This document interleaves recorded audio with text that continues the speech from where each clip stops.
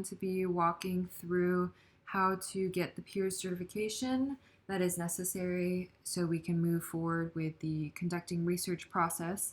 And it is very important to do this because without these two certifications, we cannot move forward with the IRB approval.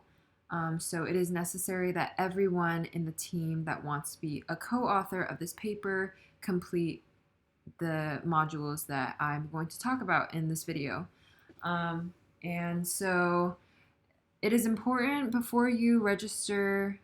Some of you guys might already have certification through UMICH if you've conducted research before. Just make sure that you still have that certification because some people have to, as it says here, it's only valid for 3 years, so you might have to renew it, the certification. Before you begin, you should make sure that on your browser you have pop-ups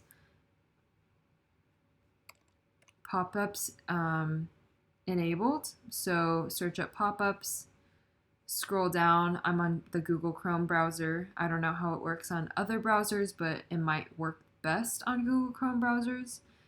And just make sure that it is turned off because the actual module when you'll be taking the course is actually on a pop-up browser. So this is the homepage of the PEERS certification. Most of the instructions are on this page, but I'm going to further elaborate on it and just walk you guys through so that it is a little more clear. If you are already a UNM employee, then you probably have a PEERS account, so you just sign in through that. But I am personally not, I don't go to school at University of Michigan, so I had to click on this link. And when you click on this link, it'll redirect you to the access request form. So you just fill out this information, submit the registration request, and they'll usually get back to you within a couple days. And the email will look something like this. So you have your email address, and through this information and the instructions provided, you create your friend's account with the username and the password. So once you do that, make sure to go back to the home page, and we want to complete the RCRS training and the human subjects research protections trainings specifically. So if you click on this tab, it'll redirect you to the login page. I've already logged in, so it will just lead me straight to this page. And in the learning tab, let's see.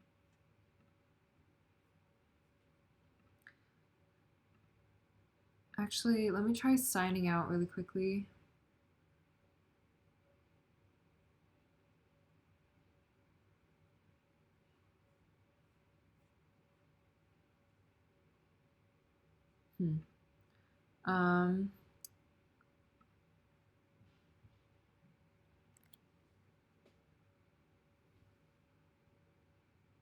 Okay, anyways, it has already signed in for some reason. I was trying to use the incognito tab so that it would